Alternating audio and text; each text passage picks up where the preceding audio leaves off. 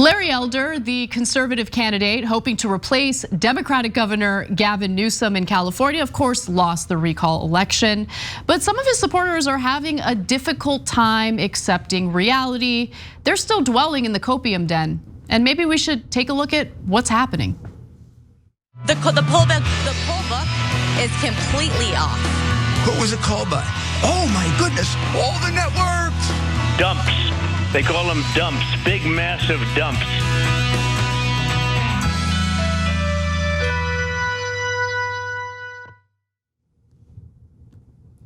Gavin Newsom won the ability to remain in his position of power in California. 64% as of right now, 64% of the vote indicated that they want him to remain governor for the remainder of his term. Okay, but OANN is not accepting that. So Larry Elder, to his credit, we were a little worried he wouldn't do this, conceded on the night of the election. He conceded that he had lost. And his supporters didn't like it, but he's like, let's be gracious about this. So, all right, okay, Larry, I see you. You did the right thing. But OANN is not accepting it, okay? So here's how they reported on the issue, even after Larry Elder had conceded. Larry Elder takes a moment during election night to talk to those who supported him in the recall effort. Here's One America's Thomas McGrath. We may have lost the battle, but we are going to win the war. Republican gubernatorial candidate Larry Elder speaks to his supporters in Costa Mesa, California. The talk show host made his announcement after a majority of precincts had reported their results on Tuesday night. Elder made it clear the fight was far from over. Did he though? Did he make it clear that the fight is far from over? Because he said, I lost. This is my concession. Let's be gracious about this. Like, he did not say that the fight is, what? Anyway, I just love like the pretty little stories that they tell themselves to feel better about the fact that they lost, and they lost big time.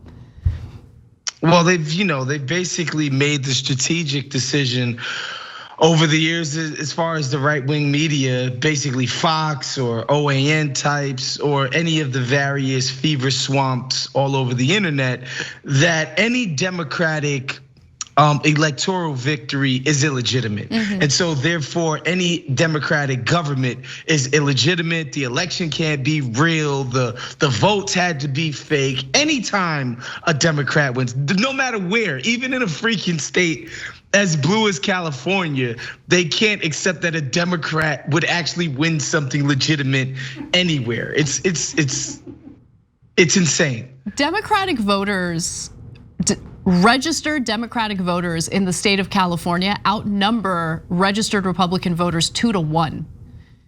And like, I'm actually I'm thinking back, I was in high school, so I don't remember all the details of the recall election where Gray Davis lost and Arnold Schwarzenegger became the new governor because Gray Davis lost the recall election.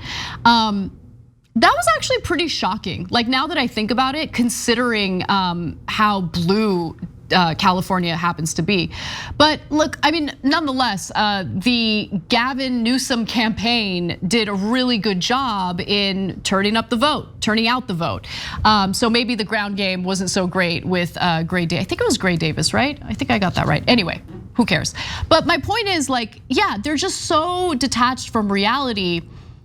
And I get why OANN does it, right? So I think part of it is to cope, but I think a bigger part of it is the audience gonna take it well if they actually report the truth to them?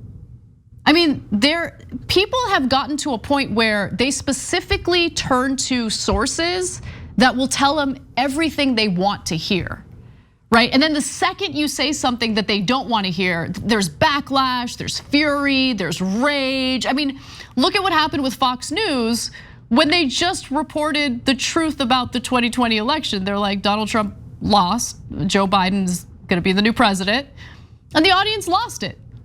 Like, just totally lost it.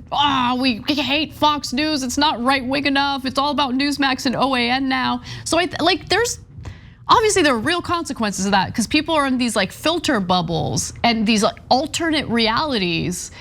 And I think that's a huge part of the reason why we're so divided, like everyone's just kind of like accepting what they want to accept and rejecting anything that goes against what they want to hear. That's right. That's the right wing.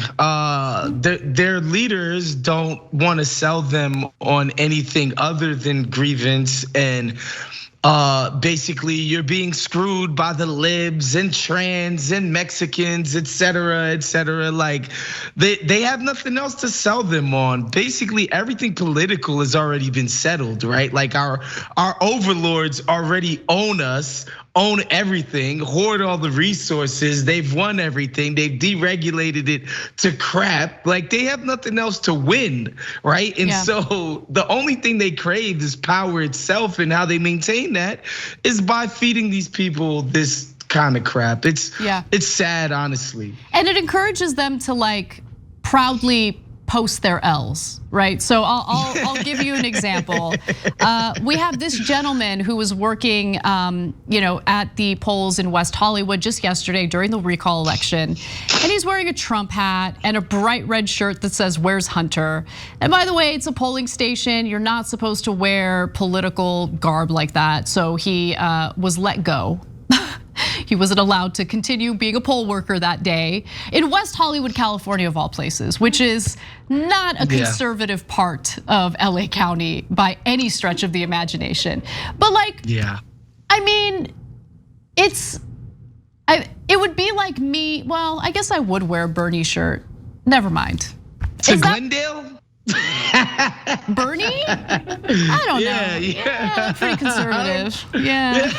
It's not West Hollywood is. If he would have did that in Glendale, I think he would have got some high fives. Like, hey, you go ahead, brother. Represent the father, Donald Trump, for us, please. But yeah, doing that in West Hollywood is just, I don't know. It's just a guy begging for attention, which I think, quite frankly, people should have gave him. Point and laugh, mock him. Loser, you lost.